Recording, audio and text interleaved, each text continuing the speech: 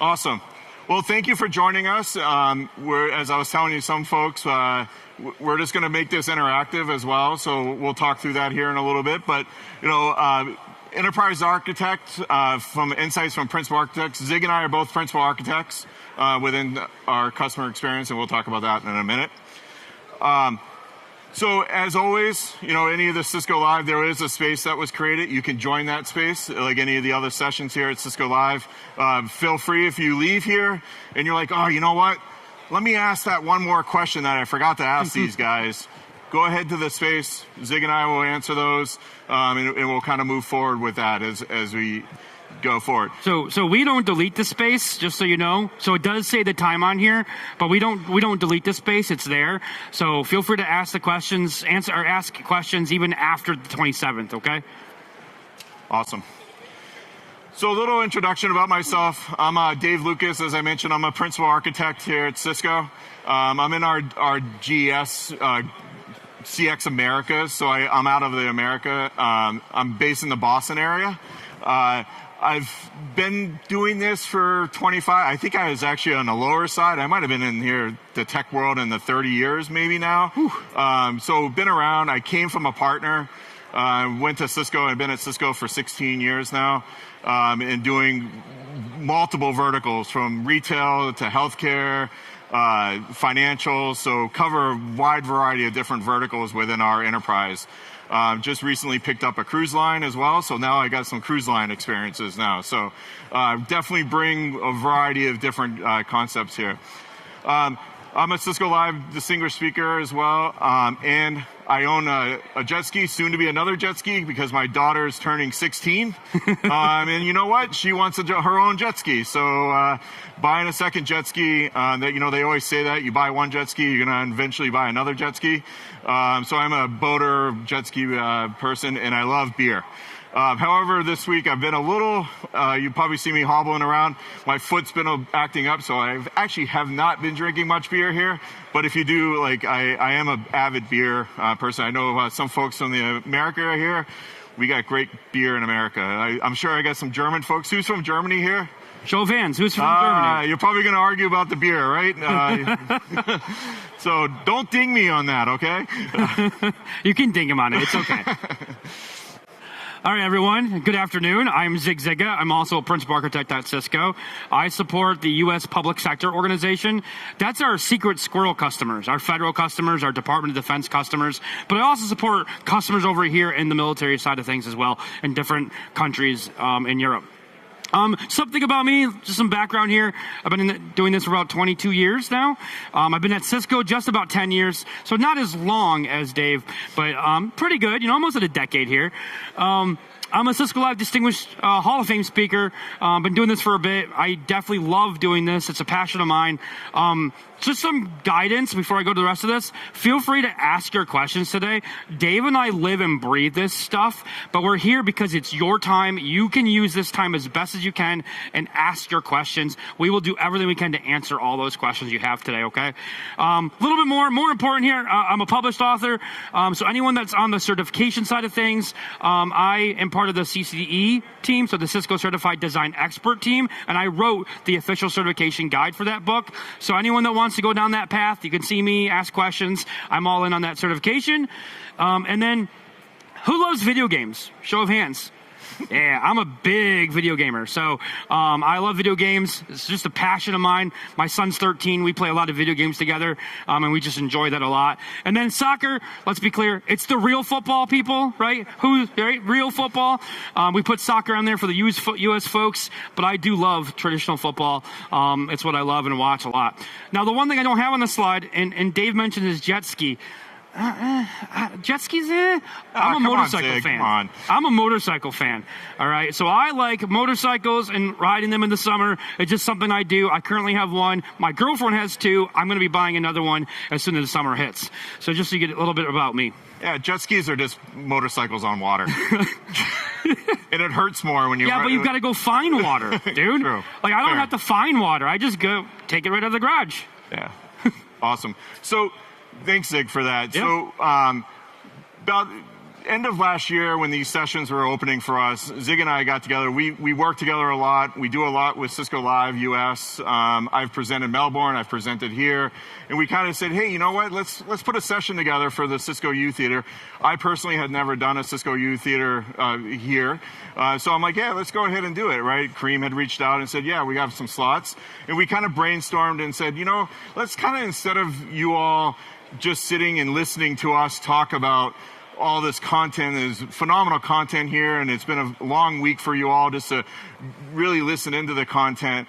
We wanted to kind of open it up for you all and ask us, right? Like, instead of us giving you all of it, and I think you can all learn. I've talked to some of you, you're here to learn. Like, just what top of mind for some folks right now. The industry is changing. We know it's going to automation. AI is a big piece of it, right? Like, but we are seeing, you know, multiple different things within enterprise and service providers, et cetera. So, you know, we wanted to kind of change that. So that's what we're going to do. We're going to have a Slido, and we're going to allow you to use Slido and ask, and it'll show up here. And Zig and I will kind of ping pong back and forth and answer some of the questions here.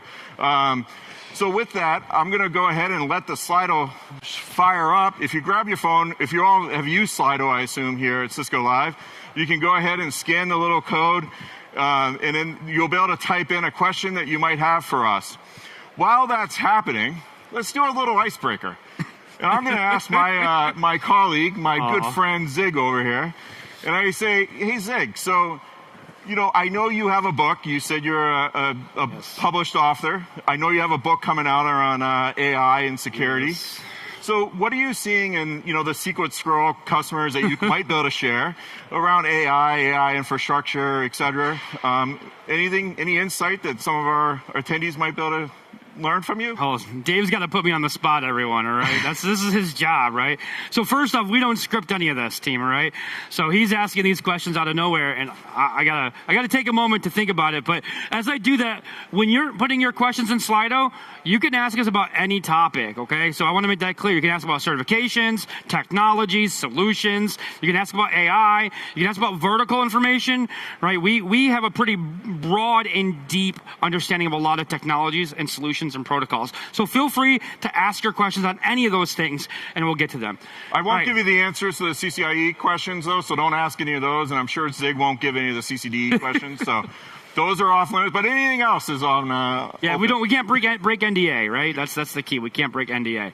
All right, so now that I had a moment to get to his question. So yes, I do a lot with AI in my federal spaces. So without bringing up the names of my federal customers, and also the book that I've written on AI. So the book is Securing AI with Zero Trust Architecture. So if anyone has an idea, we're actually putting a whole framework around AI and how we secure it properly. So within my customer spaces, I would say that probably the three main big items is that with AI being adopted, it's been very clear. It's been very clear that I didn't realize. Our customers don't do the fundamental basics. All right, and what do I mean by that? Fundamental basics. So my customers, when they're trying to leverage AI, they don't know where their data is. They don't know where their data is. They don't know what classification their data is, and they don't know how to sort their data. Show of hands, how many of you have like a data governance policy or data classification policy? Okay, now with those that had their hands up, how many of you are actually marking your data and you know where your data is and who should have access to that data? So a couple of you, right? So I say fundamental basics, right? With AI, part of the issue here is that our data is going to go in a model, right, everyone? Our data, whatever data it is going to go in that model. And when it's in a model, it's in the model. It's not being taken out of that model. So if I have, let's say, my social security card, in my US, I have an identifier, right? If I have that and I allow that to be in a model, now it's out there in the world, right? Everyone gets access to it. So what data should be in a model, should be out on the internet, and which data shouldn't be out on the internet? That's a fundamental thing that we don't do very well in organizations. And so that was a big key. That was probably number one. A big issue is that data management, data governance, data classification, because again, we're going to train these models. A lot of my customers are building out their own models and training them from the ground up. And so they're leveraging data to do that, and they didn't classify their data and restrict their data. So think about like healthcare data, everyone, all right? So your healthcare data should be sensitive. It's sensitive data, and it should be controlled. right? And some of these environments, it wasn't controlled. And they put it in a model, and it was out on the internet. Does that make sense? Yeah, cool. All right, so data governance is one, data classification. The next thing was the cost of building out your own data center to train a model. Now, I don't know if you know, we obviously have our networking costs, right? There's switches and compute and storage and all those things. But the things that we don't think about is the power cost. So we did a study for one of my federal customers on how much it was going to be to run power for a new data center to train a model. And it was over $1 billion. And I'm not kidding. Over $1 billion to run the power, just the power alone for this data center. So those are some fundamental things that are some key takeaways around AI. And we can get into more weeds. Does that make sense, everyone? Now I'm going to flip it back to Dave because I'm going to do this. So Dave, you asked me this question and you put me on the spot. Yeah, man. I would love for everyone to hear this answer for you in your customer space, your verticals. Yeah, right on, Zig. So for me, as I mentioned, I do a lot in healthcare, and I just recently picked up some cruise lines as well. So I would say if I really want to look at just show of hands, who does healthcare here? Right on. Perfect. So a few of you. Retail, financials. Yeah, so a little more financial. So I would say, at least in healthcare, I don't know where in Europe here. Obviously, healthcare, there's privacy issues in healthcare. There's obviously the issues around the need of the data and making sure it's actually accurate data that's being shared out in healthcare. So I was fortunate about in September or October of last year to be able to participate in a innovation forum. It was in Boston, and it was a medical innovation forum. And in the medical world, and I'm not trying to scare folks, but they are looking, and maybe folks that have medical or healthcare experience, they are looking to use AI to be that first level doctor, right? So, geez, I have a pain in my shoulder or something, right? Instead of me going to the healthcare or going to see my doctor, wasting their time, maybe the AI agent can actually field some of the questions, ask me some stuff, right? Making sure it's within constraints of what needs to be done there, and then produce back the data and say, oh, you know what?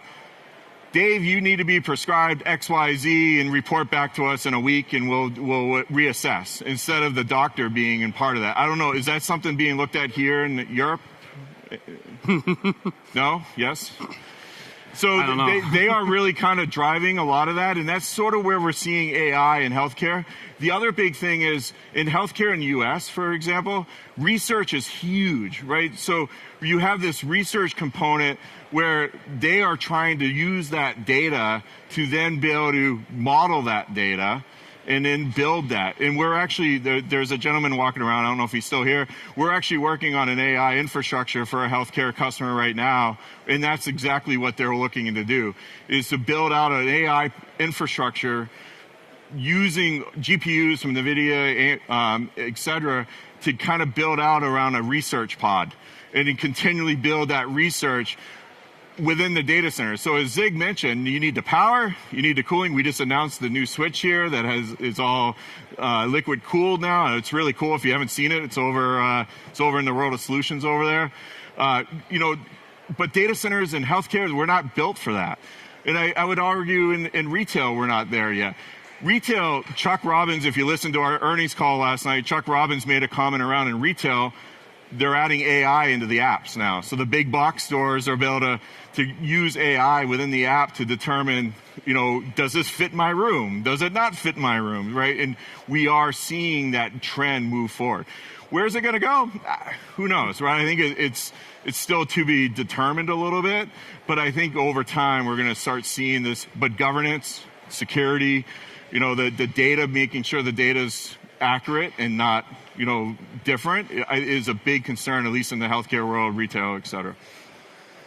So, can you all imagine an AI doctor? Like that, like what he was just saying. I didn't hear that before, by the way. So and my thought, I don't know if you're thinking the same thing. I'm just like, I don't know if I feel comfortable sending my information into this app, and it's an AI engine that's now categorizing my pain or my symptoms. Like, it's crazy, isn't it? Like, it's crazy to think of that, but they're trying to really, now could this be next year? No, probably not. It's probably going to be years out, but they're looking at ways to do it.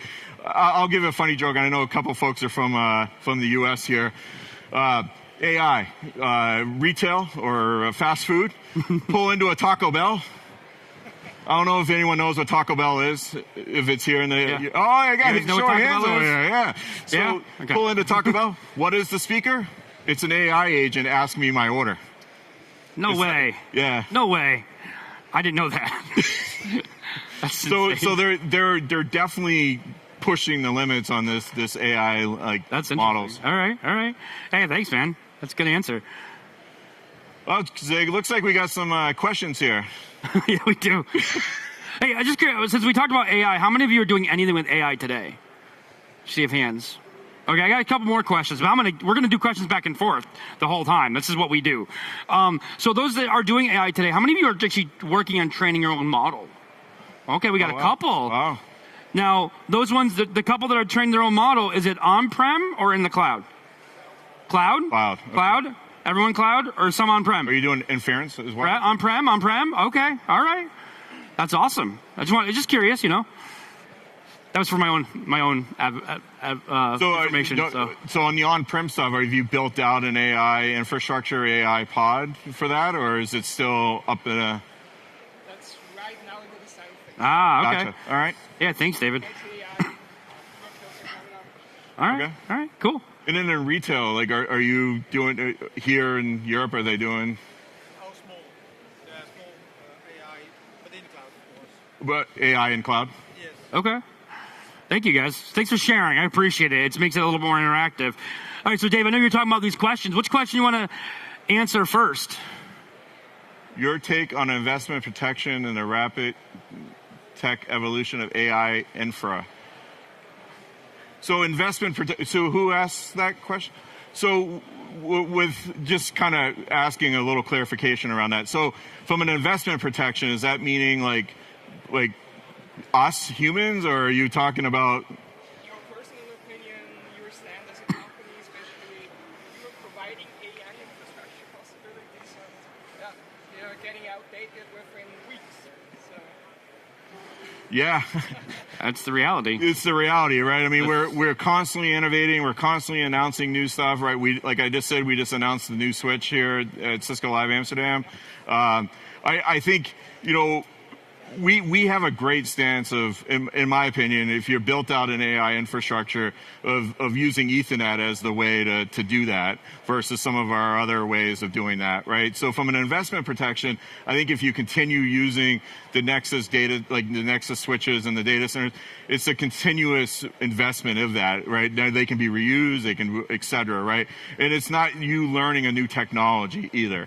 Right, and I'm referring to InfiniBand, right? Like, so we have seen data that shows where we have actually performed. So I think from an investment protection side, I think we're going to constantly evolve. We're going to constantly get more, but I think you just need to build out what you need and then grow, allow it to horizontally scale.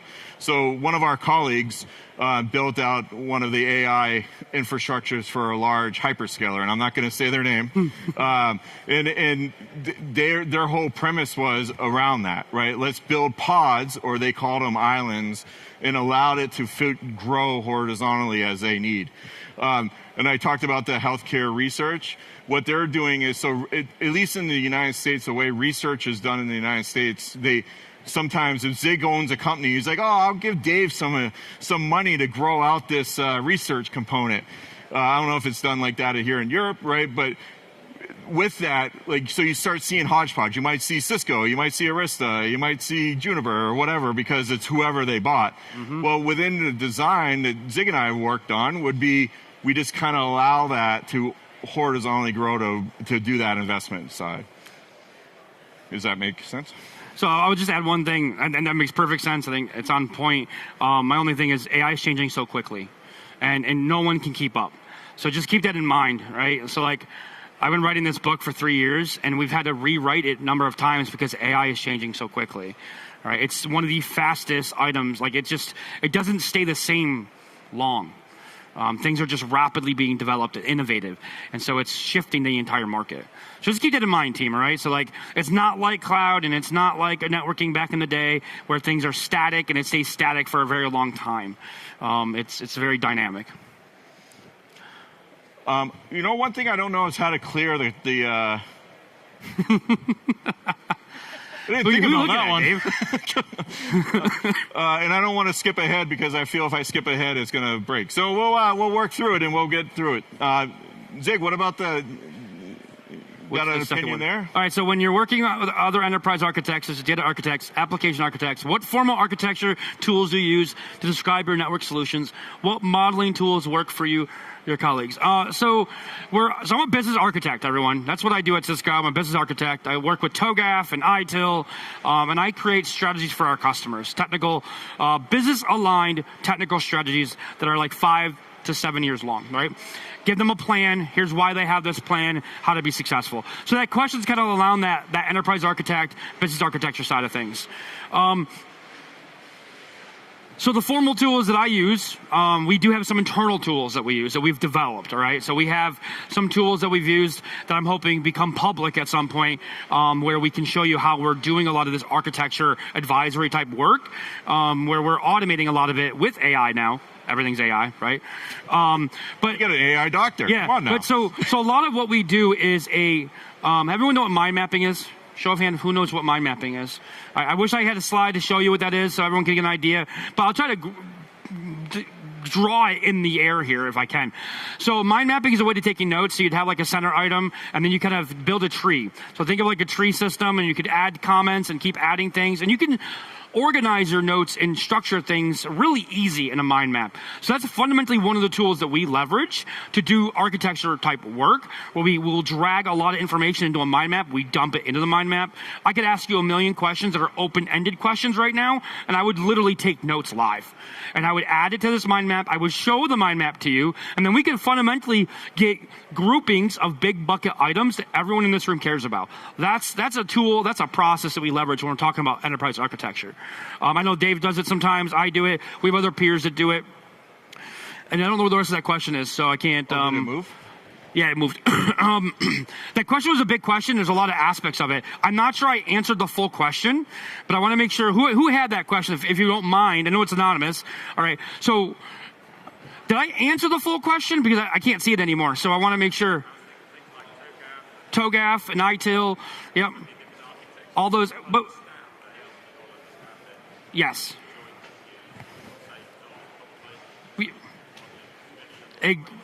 Exactly. So we also do some other, I forgot about some other ones. So a lot of our verticals have different TOGAF-like frameworks. So TOGAF, everyone knows what TOGAF is here? There's a few of you, right?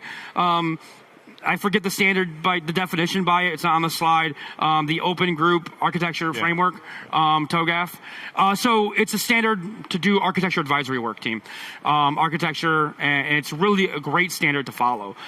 So I do a lot of work with like the Department of Defense, and they have their own version of it, very specific to the military and federal. And so we don't actually use TOGAF there. We use what's called the DODAF architecture, so Department of Defense.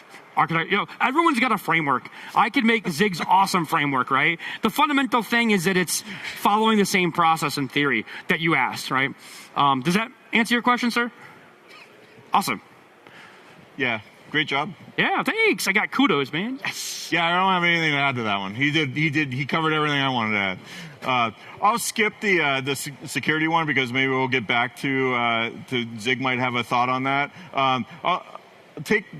So we already covered that. He's going to take the easy ones, guys. Well, I just did the hard one. He's taking another easy one. Because he's got a book on zero trust for... He's the expert over here, right? You want to take it? And I'll add. No, go ahead. Go ahead. Take the easy ones. Go ahead. No, yeah, go ahead. All right, fine. Sure, I'll take the hard one. On the same line of AM adoption and implementing the basics, what would you say the most 3 key security design principles that you would need to enforce around your AI implementation? I know I kind of said data governance earlier, and this might be an easy... You got to figure out your data. Like, okay, so there's classification and data governance, right? You have to do that. You have to. Because if you allow your data to go outside your environment, if you're leveraging, let me stop. Most people aren't training their own models, team. Right. Most people do not have the financial means to train their own models. A few of you are lucky that your organizations can do this. My customers are training their own models in air-gapped environments. Everyone know what an air-gapped environment is? It means you're not on the internet, all right? You're physically disconnected from the internet, right? They're building their own data centers to train these models. They're spending a lot of money to do it. Those are not going to be the norm. So the norm situations are going to be, you're going to be leveraging cloud models, and you're going to be putting your data out there. So you have to do data governance, data classification, and data tagging. Okay, I've harped on that, right? Again, I've harped on that. Outside of that, you have to do data security. If anything happens to your data and your data gets compromised, you're going to compromise the model. Right? I have a slide in another deck that I do. I believe it's 0.01%. If I compromise your data set, just 0.01% of your data set, I compromise your entire model. Right? Now, that might be a lot of data sets if you're doing like 100,000 of datas, or 200,000 data sets, or 300,000 data sets. But the point is, if I compromise such a small percentage, less than 1% of your data, and that you're using to train your model, it's going to break your model. And I use the example, it's a dumb example, so don't yell at me, that if I go into your model and I give it fake data, if I've compromised your data set and I say the sky is green, and I give it 100,000 lines of data sets saying the sky is green, now your model is going to be confused. And it's going to think that the sky is green. Does that make sense, everyone? Is that a good example, too? Resonates? Yes, good.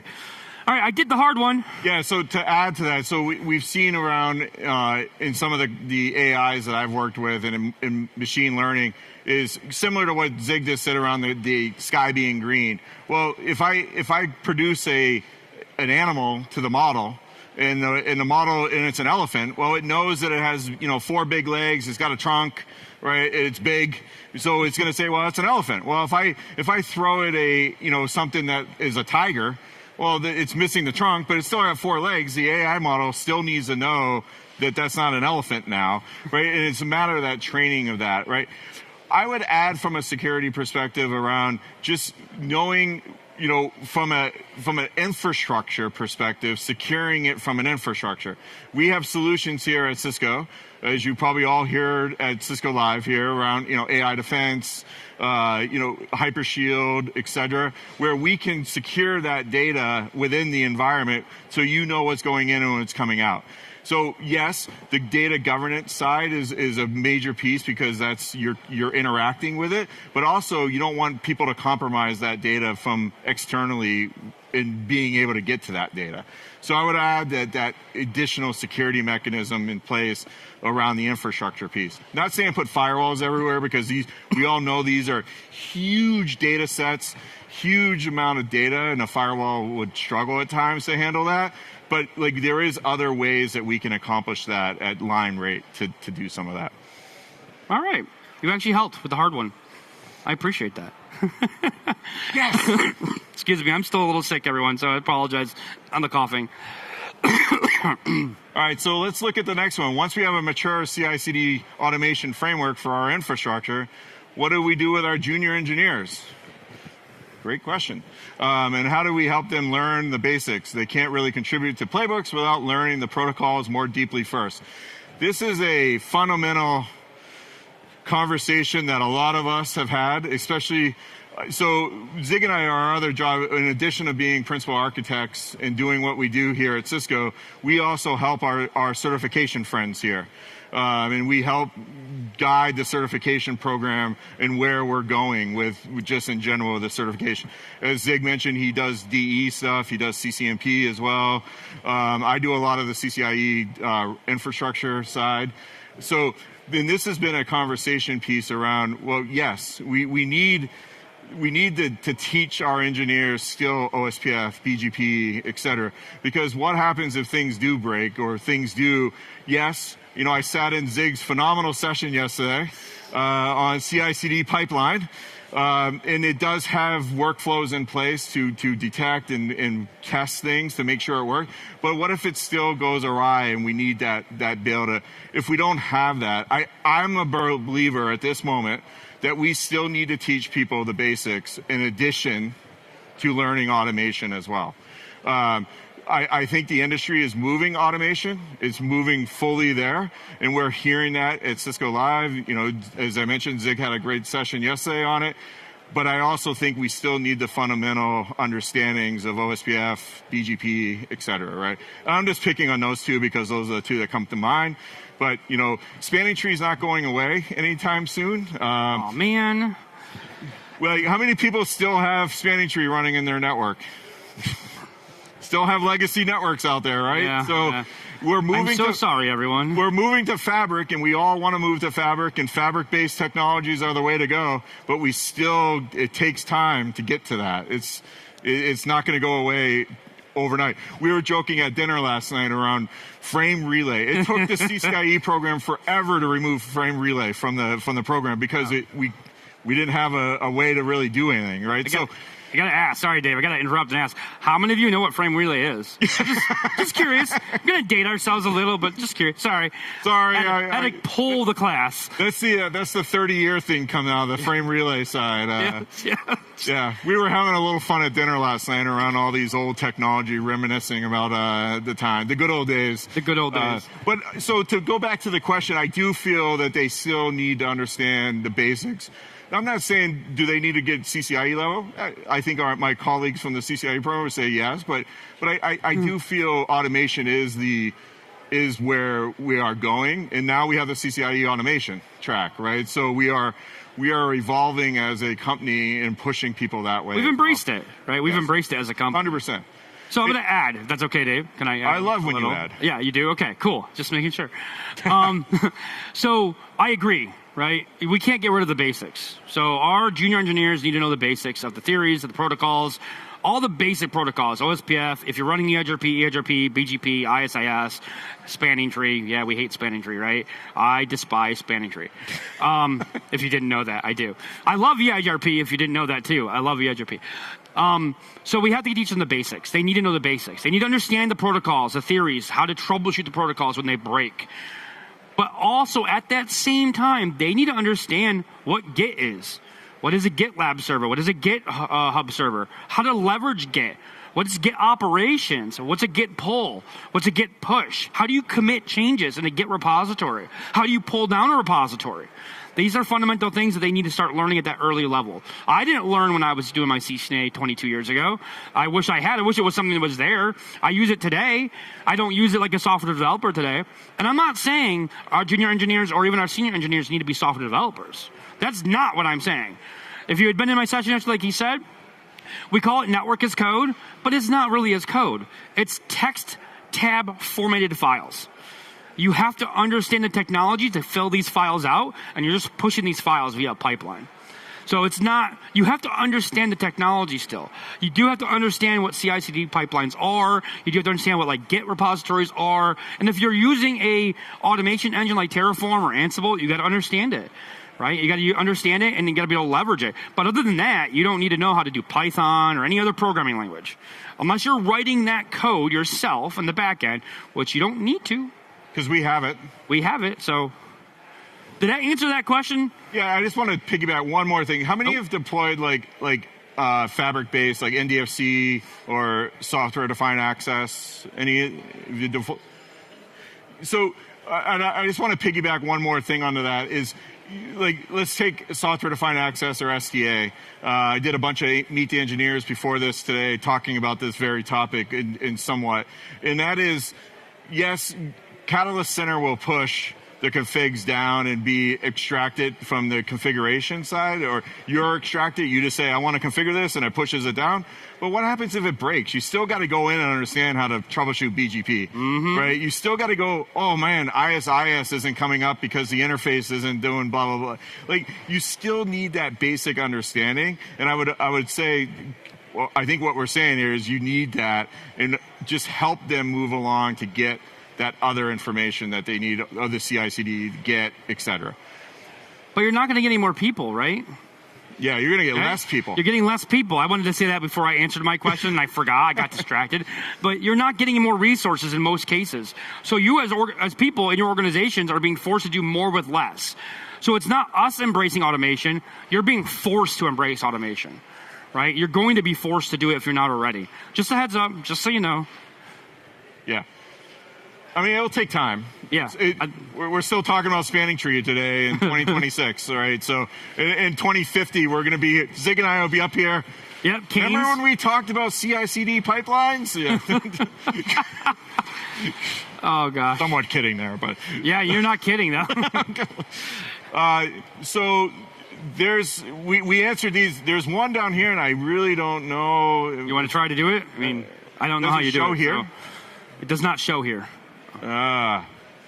Does anyone remember this question? I'll try. He comes through for us. Hey, for the record, Dave was supposed to be the Slido master here, not me. So just so you know, like he was supposed to own the Slido aspect here. How do you see the growing concerns regarding U.S. tech companies and dependencies on I did read that question. Europe has in terms of crisis resiliency? I actually think that's a really great question. Does everyone understand the impact of that question, though? Like, because a lot of the tech companies are coming out of the U.S., right? They're totally in a totally different country, and they don't always have a presence over here. You're moving away? Yeah, I'm just going to get... Like, I think that's a huge question. And, okay, so I'm going to answer it based on my opinion, and because I've never heard that question before. Never even thought of that, too. So, I don't know who answered. Was it you that asked the question, or you just reading? Okay. So, whoever... Oh, it was you. Okay, cool. So, fundamentally, like, it's kind of like a failure domain. I'm a design expert, guys, so bear with me. I bring things into different terms. So I look at it as it's a failure domain. You're over here, and your companies are over here, and maybe you're a global presence, maybe you're not, but some of the tech companies aren't a global presence. Some of the tools and capabilities you're leveraging today aren't a global presence. So what happens when there's an outage? What happens when there's a problem, and you're putting a lot of reliance on those companies? You're putting your eggs in that same basket. Does that resonate? I don't know if that analogy resonates over here. It might be a U.S.-based analogy. I might be, yeah, okay. I didn't know. But like the point I'm trying to make is like it's fundamentally like you're putting all of your assets, you're focusing in the U.S. So what happens is if there's an earthquake in California, all right, where all these companies are located, fundamentally, you could break all of your support mechanisms. You might not break your infrastructure today, right? But if you have a problem, you can't call them. If they're down, you can't, So I think that's a huge problem. There's no diversity across the different countries and regions. And that's something most tech companies are working to solve. But I would imagine most of them haven't solved it. I think there's political constraints there as well, right? Like data sovereignty and all those type of security constraints. That's a loaded question from multiple levels. That is good. So I'm just doing time check. It's 3:40. You're here until 3:45. There's a load of phenomenal questions. I just looked. I think what we'll do is we'll use the WebEx space. We'll answer the questions. Yeah. Dig and I will give our opinions in the WebEx space. We'll copy the questions down and put them in there. So please join the WebEx space. Yes. And we'll take a stab. Maybe Zig and I will figure out how to answer them in there. But thank you. This has been awesome. Zig and I are probably going to be asked to do this again now. Yeah. So hopefully I'll ask them that question. We got 5 minutes. We're going to be wrapping up, right? So, and someone else is going to come up here and do another topic. How about show of hands? Did you like this format? Because we've never done this format. Seriously, show of hands. Did you like this format? I know it might not have been long enough, team. All right, that's going to be my next question. So pretty much the majority of the room liked this format, right? And we may not have gotten to your questions yet, but we will answer them. We will. Because Dave and I had the same idea. We had great minds. We thought let's take the questions and we'll throw them in the chat room, right, in the WebEx. So. It's only 45 minutes, right? Show of hands. Would you like this to be a longer session? Would it be better if it was 90 minutes? 90 minutes? Yeah? Yeah, you think? Okay. All right. Just want to ask because we want to know. Comical relief here, like us doing Yeah, and do you like that we banter back and forth and we make fun of each other? Is that cool too? Yeah, I mean, he's doing all the easy questions still, right? Yeah? Okay. All right, go ahead, Dave. So with that, right, I want to say, and I want to say we put a lot of time into this, but we did. We thought about it, and we kind of brainstormed back and forth how the format would go. But please, if you felt this was entertaining, if you felt this was good use of your time, please help us on the surveys and answer give us feedback. If you real feedback too. Yeah, give us constructive feedback. Zig and I are also session group managers for the U.S., so the feedback means a lot to us, right? So if you wanted to, hey, it'd be really great if you guys did this, this, and this, please, let us know, and we can bring that into the next time we do this, and maybe we'll be back here in London next year. I don't know Maybe. Well, I got questions, dude. I got to ask now, so since you said some stuff. So I'm going to have you raise your hands again, all right? Show of hands. How many of you felt you got value from us today? That we provided you some sort of value in these 45 minutes. Short 45 minutes. All right, cool. How many of you felt like we entertained you for 45 minutes? Because honestly, that's our job, right? You have all these things to choose from all week, and you chose to be here. So it's our responsibility to entertain you for the entire time you're here. We did that, right? I know you already raised your hand. I just want to make sure. We did our job. All right, cool. We did our job. That's honestly all I care about today. Thank you so much. Yeah, thank you. Thank you for the time. Thank you to do it. Please, if one thing I would say, if you didn't get scanned, I guess I left my badge when I was getting my microphone. If you didn't get scanned, you will get, for CE credits, they'll be able to help you here. See the gentleman's over here in the orange. If you did get scanned, you're okay, but you will, if you didn't do it, then make sure you get scanned. And please fill out the surveys for us. It means a lot to us. So yeah, thank you all very much.